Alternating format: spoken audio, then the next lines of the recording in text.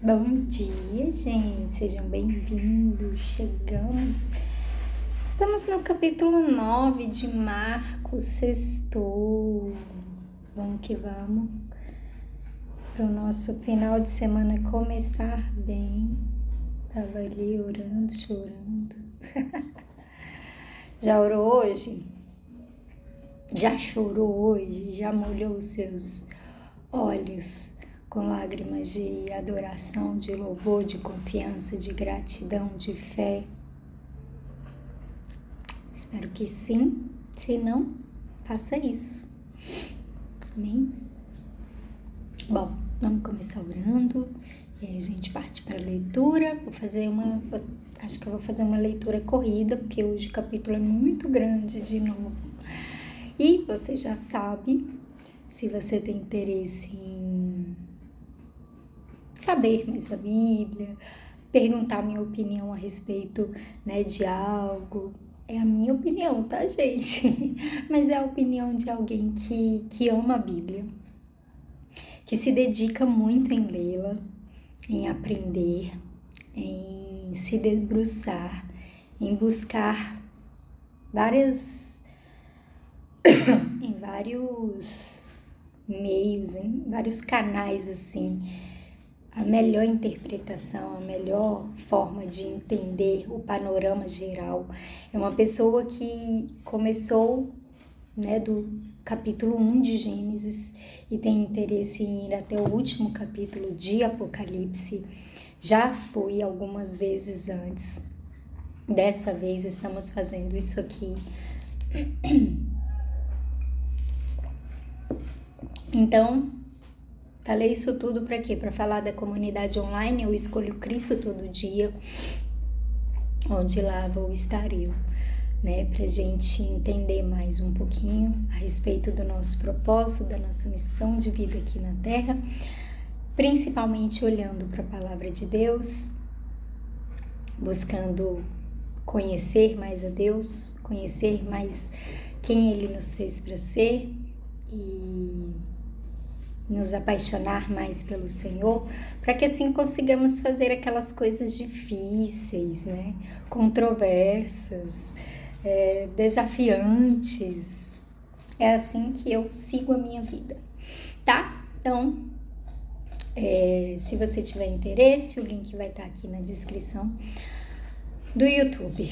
Fica à vontade, vai ser um prazer te receber nessa comunidade e caminharmos juntos, Eu aí, nessa função aí eu acho que mentora é um pouco pesado, porque eu gosto de uma troca, Eu gosto muito. Mas eu não tenho nada para oferecer, Marina. Não tem problema, eu tenho certeza que a sua vida, ela com certeza tem algo, sim, algo de muito valioso que Deus, porque foi Deus que colocou você aqui, foi Deus que fez a sua vida, foi Deus quem te criou. Ele não faz nada inútil, Ele não faz nada insignificante. Qualquer coisa tem muito significado. Amém? Bora orar. Amém, Deus, obrigada pelo dia de hoje, por mais uma semana concluída. Obrigada pela nossa vida. Obrigada porque o Senhor fala a cada um aqui de nós que nós somos importantes. E se tem alguém aqui se achando menos, se achando inferior, se achando não importante nesse dia de hoje, eu oro para que o Senhor os convença, sabe, Pai? Da glória que o Senhor colocou dentro de cada um deles, de como o Senhor os ama, de como o Senhor os vê, de como o Senhor formou cada coisa dentro dele ou fora. Em nome de Jesus, nos dê essa consciência, abra nossa mente, o nosso coração. Eu oro por cada um que acessar este vídeo, Deus, que, sabe, Deus, não tenha vontade de sair, mas de ouvir mais e mais a Tua palavra, em nome de Jesus, e que isso vai mexendo, sabe, que enquanto eu leio ou enquanto eu fale, que seja o Teu Espírito Santo, Deus, aquecendo o coração de cada um aqui e mexendo nas estruturas. É o que eu oro, o que eu te peço, dá-nos entendimento também na sua palavra. Em nome de Jesus. Amém? Bora. Vai dizer: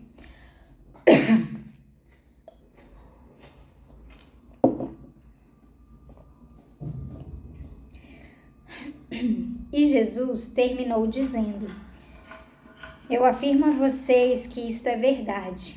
Estão aqui algumas pessoas que não morrerão antes de verem o reino de Deus chegar com poder. 6 dias depois, Jesus foi para um monte alto, levando consigo somente Pedro, Tiago e João. Ali eles viram a aparência de Jesus mudar. A sua roupa ficou muito branca e brilhante, mais do que qualquer lavadeira seria capaz de deixar. E os 3 discípulos viram Elias e Moisés conversando com Jesus. Então Pedro disse a Jesus: Mestre, como é bom estarmos aqui. Vamos armar 3 barracas, uma para o Senhor, outra para Moisés e outra para Elias. Pedro não sabia o que deveria dizer, pois ele e os outros 2 discípulos estavam apavorados. Logo depois, uma nuvem os cobriu, e dela veio uma voz que disse: Este é o meu filho querido, escutem o que ele diz.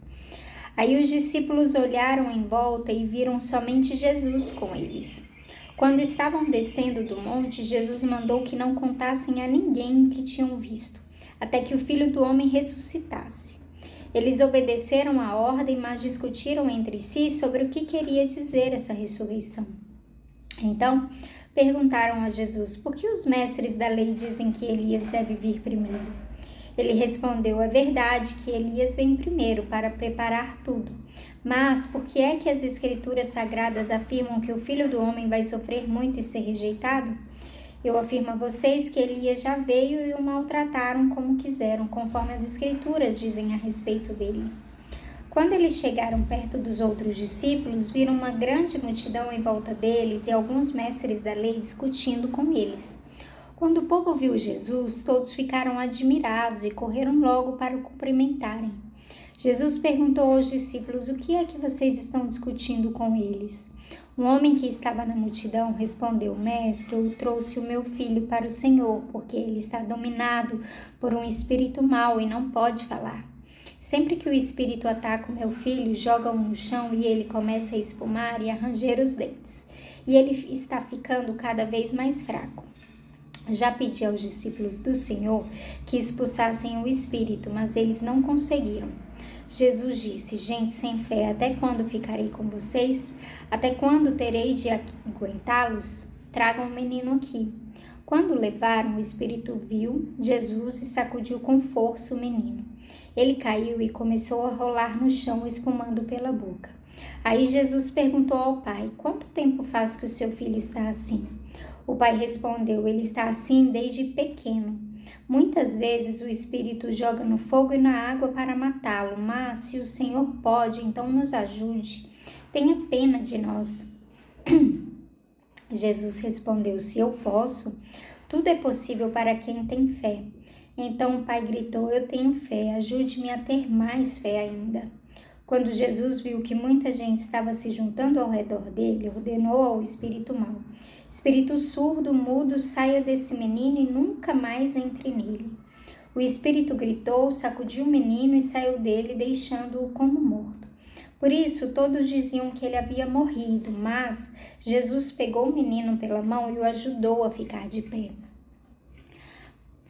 Quando Jesus entrou em casa, os seus discípulos lhe perguntaram em particular: Por que foi que nós não pudemos expulsar aquele espírito? Jesus respondeu: Esse tipo de espírito só pode ser expulso com oração. Jesus e os discípulos saíram daquele lugar e continuaram atravessando a Galileia. Jesus não queria que ninguém soubesse onde ele estava, porque estava ensinando os discípulos. Ele lhes dizia: O Filho do Homem será entregue nas mãos dos homens e eles vão matá-lo. Mas 3 dias depois ele ressuscitará. Eles não entendiam o que Jesus dizia, mas tinham medo de perguntar. Jesus e os discípulos chegaram à cidade de Cafarnaum. Quando já estavam em casa, Jesus perguntou aos 12 discípulos: O que é que vocês estavam discutindo no caminho? Mas eles ficaram calados, porque no caminho tinham discutido sobre qual deles era o mais importante. Jesus sentou-se, chamou os 12 e lhes disse: se alguém quer ser o primeiro, deve ficar em último lugar e servir a todos. Aí segurou uma criança e a pôs no meio deles e, abraçando-a, disse aos discípulos: aquele que por ser meu seguidor receber uma criança como esta estará também me recebendo. E quem me receber não recebe somente a mim, mas também aquele que me enviou. João disse: Mestre, vimos o homem que expulsa demônios pelo poder do nome do Senhor, mas nós o proibimos de fazer isso porque ele não é do nosso grupo. Jesus respondeu: não o proíbam, pois não há ninguém que faça milagres pelo poder do meu nome e logo depois seja capaz de falar mal de mim. Porque quem não é contra nós é por nós. Eu afirmo a vocês que isto é verdade. Quem der um copo de água a vocês, porque vocês são de Cristo, com toda certeza receberá a sua recompensa. Jesus continuou: quanto a estes pequeninos que creem em mim, se alguém for culpado de um deles me abandonar, seria melhor para essa pessoa que ela fosse jogada no mar com uma pedra grande amarrada no pescoço. Se uma das suas mãos faz com que você peque, corte-a fora. Pois é melhor você entrar na vida eterna com uma só mão do que ter as duas e ir para o inferno, onde o fogo nunca se apaga. Ali os vermes que devoram não morrem, o fogo nunca se apaga. Se um dos seus pés faz com que você peque, corte-o fora. Pois é melhor você entrar na vida eterna aleijado do que ter os 2 pés e ser jogado no inferno. Ali os vermes que devoram não morrem, o fogo nunca se apaga. Se um dos seus olhos faz com que você peque, arranque-o, pois é melhor você entrar no reino de Deus com um olho só, do que ter os 2 e ser jogado no inferno. Ali os vermes que devoram não morrem e o fogo nunca se apaga, pois todas as pessoas serão purificadas pelo fogo, assim como os sacrifícios são purificados pelo sal. O sal é uma coisa útil, mas se perder o gosto, como é que vocês poderão lhe dar gosto de novo? Tenham sal em vocês mesmos e vivam em paz uns com os outros. É isso. Então vamos às nossas considerações. Então aqui vai começar com Jesus finalizando a conversa anterior com Pedro. Lembra que ele estava dando um esporro em Pedro? Porque Pedro estava repreendendo ele por falar que ele tinha que morrer, ressuscitar. E aí Pedro virou e falou: de jeito nenhum, Jesus. E Jesus vira e fala: para trás de mim, Satanás. Porque você está pensando como humanos pensam e não como Deus pensa. Se isso é necessário acontecer, sabe? Se vocês se envergonham de mim, se envergonharem de mim por causa disso, eu também vou me envergonhar de vocês. E aí, beleza. E aí, Jesus vira e nessa mesma conversa ele finaliza da seguinte forma: ninguém que está aqui pode ter certeza que, ninguém vai deixar de ver o reino de Deus chegar. Eu afirmo a vocês que isso é verdade. Estão aqui, algumas pessoas que não morrerão antes de verem o reino de Deus chegar com poder. Muito provavelmente eu entendo que Jesus estava falando da sua morte e da sua ressurreição. Bom, e alguns, não incluía muito provavelmente Judas, que não chegou a poder contemplar essa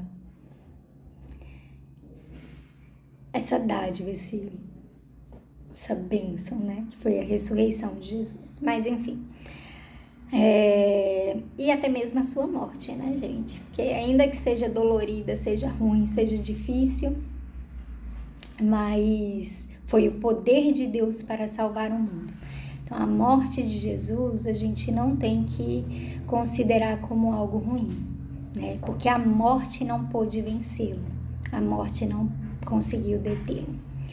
Bom, e aí vai dizer que 6 dias depois, Jesus, então, ele decide trazer mais para perto alguma daquelas pessoas que, eu entendo que era porque eles teriam um ministério muito grande, que foi ali Pedro, Tiago e João. Então, Jesus o chama para um monte mais alto e ali ele se transfigura. A roupa dele fica muito branca, muito clara, Eles tinham certeza que aquilo não era coisa de nenhuma lavanderia, lavadeira.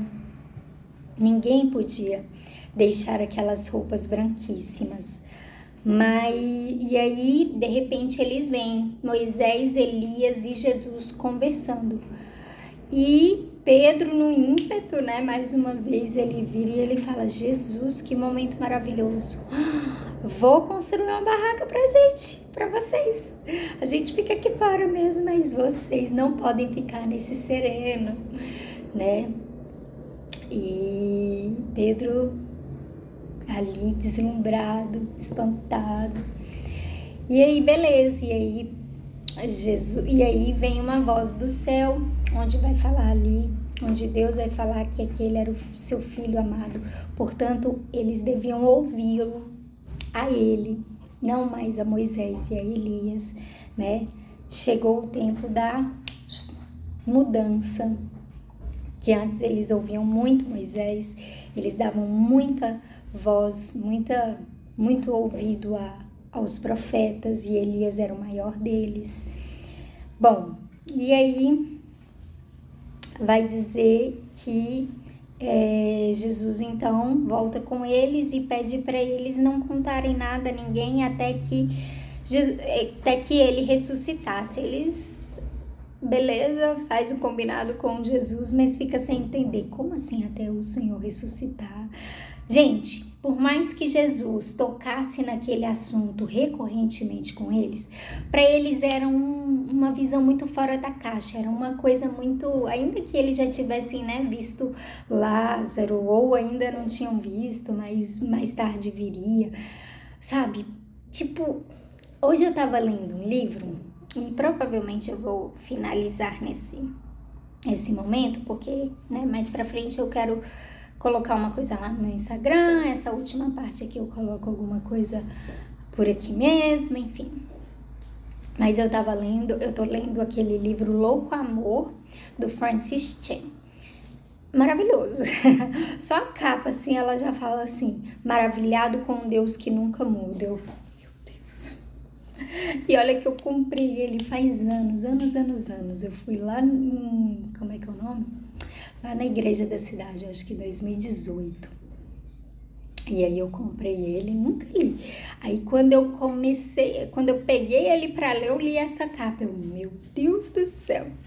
E aí ele vai falar um pouco sobre a grandeza de Deus. Ele vai falar: não, vamos fazer o seguinte. Primeiro você vai parar de orar. E você vai primeiro voltar a contemplar a Deus. Saber para quem você tá orando, né?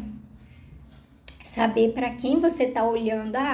Porque às vezes a gente tá falando com Deus, tá orando para Deus, mas a gente nem sabe mais quem Deus é. Parece que Deus é um pai, assim, um pai terreno, um pai normal, um pai natural, ou um amigo, ou alguém já próximo.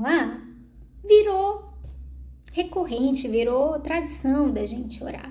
Mas às vezes você tá fazendo isso de uma maneira sem entender a grandeza e a dimensão de Deus, o Senhor, né? E aí ele vai discorrer a respeito disso, sobre essa grandeza de Deus, né? Que conforme os discípulos aqui conseguiram contemplar, né? A voz de Deus falando que ele era o filho amado dele, que agora eles deviam ouvi-lo e não mais ouvir aquela pessoa que eles ouviram pela vida inteira deles, que era Moisés, né? Que eram os profetas, enfim. E vai ver a roupa dele muito branca, resplandecente. Meu Deus, eu nunca vi um branco assim, né? E aí, gente, ele vai falar assim, esse Francis Chan, né, o autor do livro, vai virar e vai falar assim: é muito difícil caber no nosso entendimento, tipo, a eternidade de Deus. A Bíblia fala que Deus, ele